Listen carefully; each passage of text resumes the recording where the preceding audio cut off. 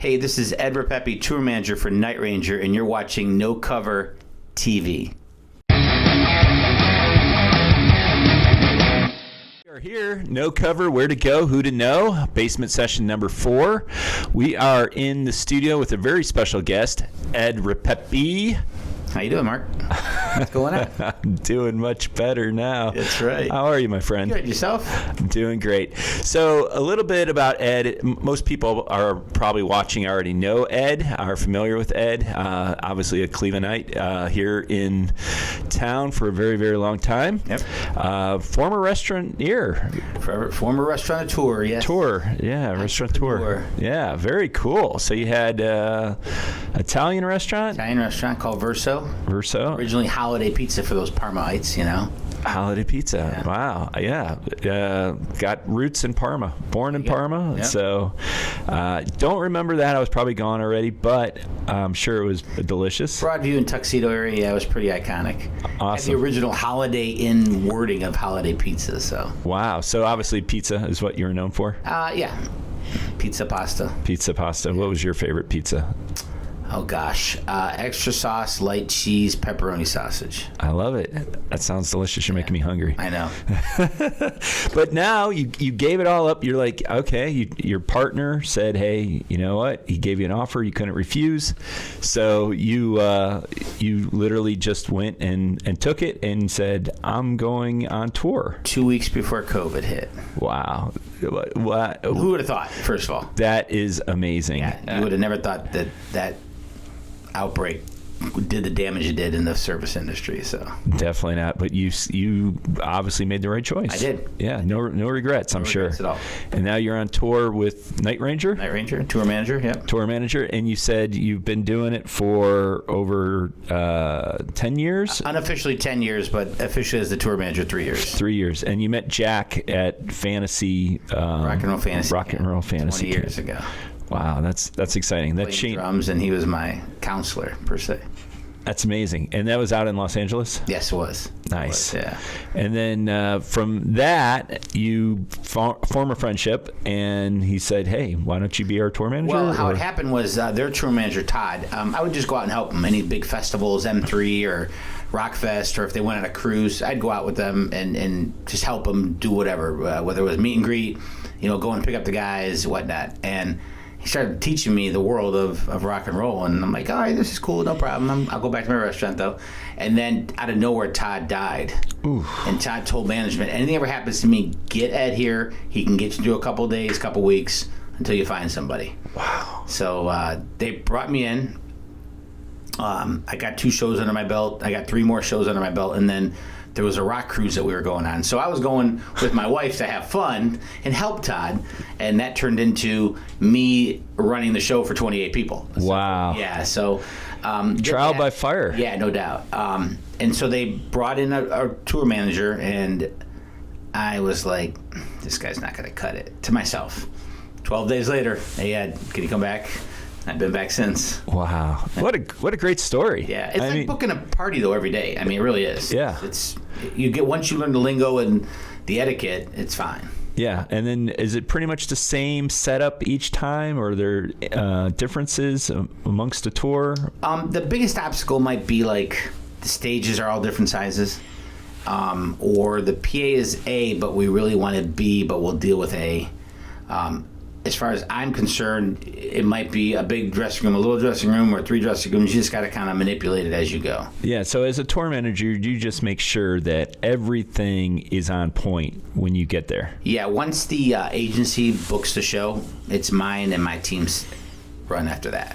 We build it from there. Wow, staging, everything. Everything. Yeah, we take it from there. Wow, and then you guys pack it up, everything. Every night, pack it up. So you're like managing all the roadies, and you're saying, hey, drum tech, make sure the drums are on point, make sure the guitars sound good. I mean that they're quality professional guys. So I just kind of, until I'm needed, I oversee. But my production manager and my stage manager, my lighting director, they're quality guys, so they pretty much run with it unless they need me to interfere. So. And then you meet with the promoter?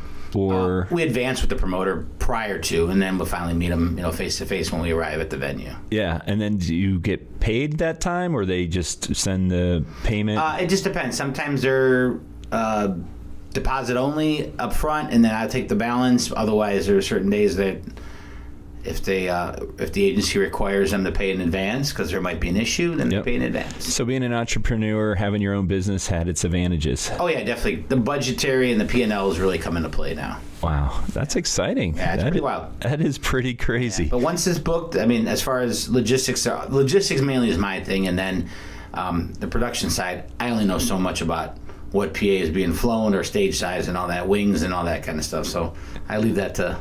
So does the wife come with you on tour? No. Unless we go somewhere fun, but no. Yeah, like another cruise. We're going to Japan 2 weeks, so she'll come to that. That sounds fun. Yeah. That sounds a lot of fun. Well, so you've been to Japan. You've been pretty much all over the world. I mean, where would your favorite place be? I mean, who takes best care of you? Japan. It's another world there. Yeah. And it's Night Ranger's here, right? Bon Jovi's here, and Aerosmith's here in America. Let's call it American bands. Sure. It's like that in Japan. Wow. I mean, they're making dolls for you, and the fans are just so passionate because they only get to see you X amount of times. Sure. I mean, we played in Ohio 7 times this year or whatever. We played in Michigan X amount of times. So you can find your idols here in the States. Right. In Japan, you're only there X amount of times, or when another album is released or something like that. So we're going there with our latest album. So it's pretty iconic. I mean, how the fans react in the arenas when you play, it's epic. Wow, and they know all the words. They can sing everything, and they know all the deep tracks. Wow. They know the hits. Yeah. But the deep tracks, they just go crazy for. Unbelievable. Yeah. That's. I mean, they would literally. I'll give you an example. We went there in 19. So they knew me, but they knew who Todd was because Todd had been there so many times. Sure. I'm a tour manager. So they knew me, and they would associate me to one of them. And I'd be coming down the elevator, and these guys are sitting there for 15, 17 hours a day waiting for an autograph or a picture. Wow. And then it's just me and my wife. Sorry, guys, but so the passion is just amazing there. Yeah. Yeah. That's incredible. Yeah. Well, you've got something special coming up.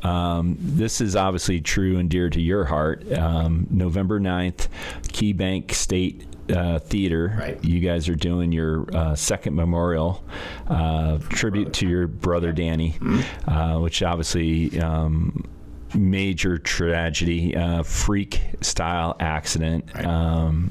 Dump truck hits the truss on the signage on the bridge, and the whole thing came down and killed him. September 24th, 2020. Correct. Yeah, that's got to be hard. But you're turning it around, and you're doing something positive that Danny would have loved. Correct. So that's what's really nice is you mentioned Danny was very a giving person. Right. And the idea of being able to give back to the canine units. So more or less the community. So last year our goal was to buy 4 police canine units for Greater Cleveland. We raised enough money to do 5.